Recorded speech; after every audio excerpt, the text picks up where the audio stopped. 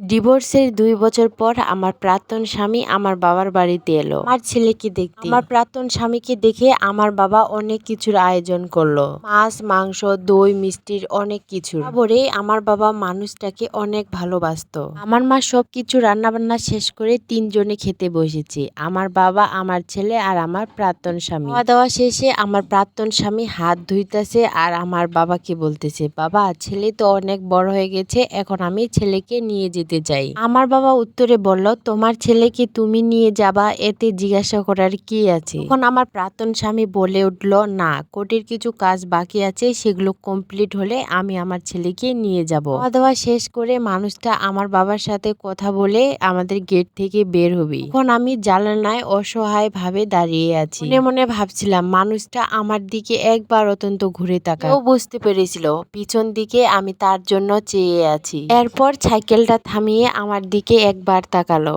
আমার দিকে সেও অসহায় ভাবে তাকিয়েছিল। আমি মনে মনে ভাবছিলাম মানুষটা হয়তোবা আমার কাছে এসে একবার কথা বলবে, তুমি কেমন আছো। কিন্তু ওই যে মানুষটাকে আমি অনেক কষ্ট দিয়েছি, তার মধ্যে অনেক অভিমান জমে আছে। এজন্য মানুষটা আমার সাথে কথা না বলে শুধুমাত্র আমার দিকে তাকিয়ে চলে গেল। এখন আমার চোখ দিয়ে অনবরত পানি পড়তেই লাগলো। এখন আমার কিছুই করার ছিল না। আমার এত সুন্দর সংসারটা শুধুমাত্র ভেঙেছে আমার মা বোনের কথায়। আমি যখন শ্বশুর বাড়িতে ছিলাম তখন আমার মা আর আমার বোন আমাকে বুদ্ধি দিত, আর আমি তাদের কথা শুনে আমার সংসারটা পরিচালনা করতাম। শুধুমাত্র আমার মায়ের জন্য আমার এত সুন্দর সংসারটা ভেঙে গিয়েছে। আমার স্বামী আমাকে অসহায় ভাবে দেখে গিয়ে বাড়িতে নাকি তারও ভালো লেগেছিল না, তার নাকি কোনো কাজে মন বসতো না। সে বাড়িতে গিয়ে আমার কথা তার বৌদিদের সামনে বলতো, সে ওখানে অনেক অসহায় ভাবে আছে। তাও বাস্তব কথা, বর্তমানে আমি আমার বাবার বাড়িতে খুব অসহায় ভাবেই আছি।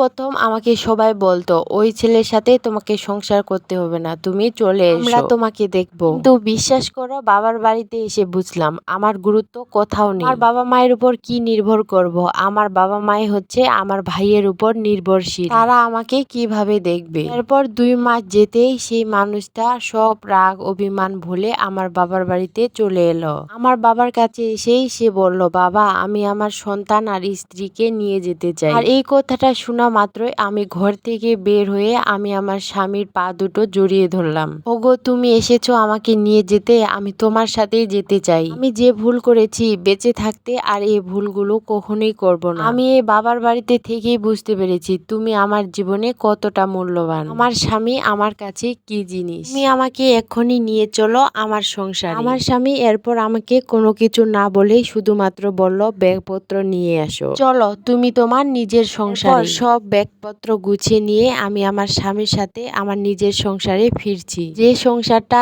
একদিন আমি আমার মা বোনের কথায় ফেলে এসেছি। এখন আমি আমার সংসারে ফিরে এসে আমি আমার স্বামীর কথা মতোই চলি। এখন আর আমার সংসারে কোনো অশান্তি হয় না, কারণ আমি আর আমার মা বোনের কথা মতো আমার সংসার চালাই না। একটা কথা বলি, যে মা ভাই বোনের কথায় তুমি তোমার সংসার ছাড়বে, একদিন দেখবে সবারই সংসার থাকবে, শুধুমাত্র তোমার সংসার থাকবে না। কি তোমাকে আঙ্গুল দিয়ে দেখিয়ে দিবে তুমি তোমার মা ভাই বোনের সংসারে কিছু না, শুধুমাত্র অতিথি। জন্য মা বোনের কথা শুনে কখনো স্বামীর সংসারে অশান্তি করো না। ধন্যবাদ সবাইকে আমার এই গল্পটা এতক্ষণ শোনার জন্য। এই গল্পের সাথে আমার বাস্তব জীবনে কোনো মিল নেই, এটি একটি সংগ্রহীত গল্প।